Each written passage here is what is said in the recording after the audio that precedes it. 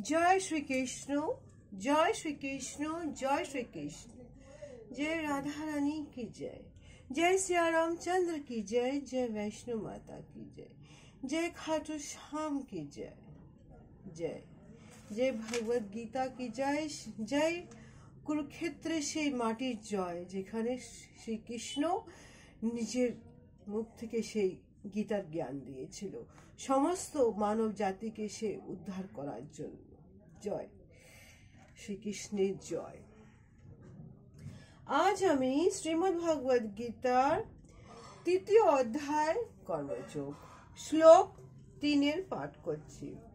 শ্রী ভগবান উবাচঃ লোকেহ अस्मिन् द्विविधाः निष्ठः पुरः प्रोक्तः मयः अनङ्गः ज्ञान योगेन संख्यानां कर्म योगेन योगीनाम। অনুবাদ, এখানে ভগবান পরমেশ্বর বলছেন অর্জুনকে, হে নিষ্পাপ অর্জুন, আমি ইতিপূর্বে ব্যাখ্যা করেছি যে দুই প্রকারের মানুষ জ্ঞান উপলব্ধি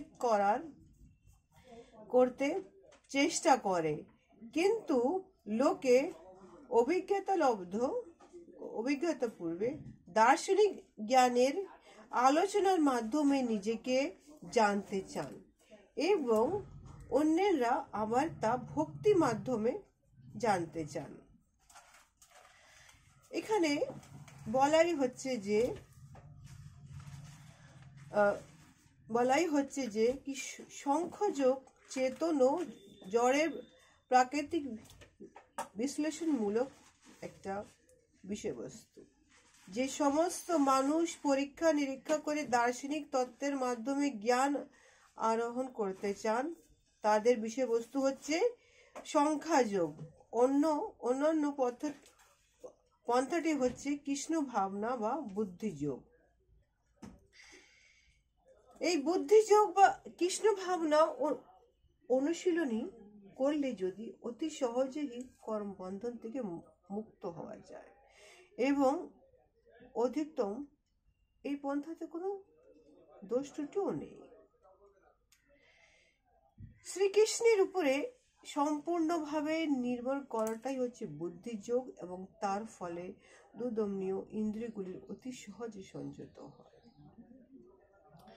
অর্থাৎ মনের মধ্যে কোন রকম দ্বন্দ্ব বিভেদ কিচ্ছু না রেখে শ্রীকৃষ্ণ চরণে নিজেকে নিবেদন করাটাই হচ্ছে ভক্তিযোগ, কর্মযোগ, বুদ্ধিযোগ। কেন? যোগ ধর্ম এবং দর্শন রূপে একে অপরের উপরে নির্ভরশীল। দর্শনবিহীন ধর্ম হচ্ছে ভাব প্রবণতা বা অন্ধগড়ামি, কিন্তু ধর্মবিহীন দর্শন হচ্ছে মানসিক জল্পনা কল্পনা। কিন্তু এখানে আরেকটি বলতে হবে কি, শ্রীকৃষ্ণের চরণে যে দর্শন করে, শ্রীকৃষ্ণের চরণে নিজের পায়ে যে শ্রীকৃষ্ণের চরণে নিজেকে যে অর্পণ করে দেয়, ওর থেকে বড় দর্শন কিছু নেই। জয় শ্রীকৃষ্ণ, জয় শ্রীকৃষ্ণ, জয় শ্রীকৃষ্ণ। শ্লোক 4 না কর্মণঃ অনারম্ভ্যাৎ নিষ্কর্মণাং পুরুষঃ अश्नुते न च सन्न्यासन्नात् एव सिद्धिं समाधिगच्छति। অনুবাদ, কেবল কর্মের অনুষ্ঠান না করার মাধ্যমে কর্মফল থেকে মুক্ত হওয়া যায় না, আবার কর্ম ত্যাগের মাধ্যমেও সিদ্ধি প্রাপ্ত করা যায় না। কথাই হচ্ছে এখানে ভগবান গীতার এইটার মাধ্যমে এটা বলেছেন কি, তুমি এই সংসারে যখন এসেছো, জন্ম যখন নিয়েছো, এই শরীরের সমস্ত কর্ম তোমাকে করতেই হবে।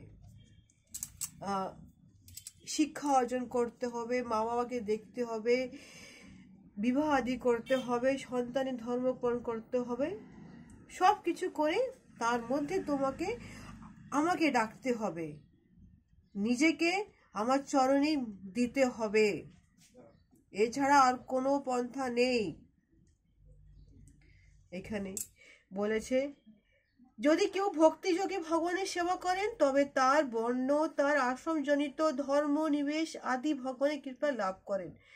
ভগবান নিজেই সেই কথা বলেছে অর্জুনকে, অর্জুনের মাধ্যমে সমস্ত মানব জাতিকে এই কথাটাই উনি বলতে চেয়েছেন। জয় শ্রীকৃষ্ণ, জয় শ্রীকৃষ্ণ, জয় শ্রীকৃষ্ণ। আগামী ব্লগে একটি শ্লোক নিয়ে আসবে, ততক্ষণের জন্য জয় শ্রী।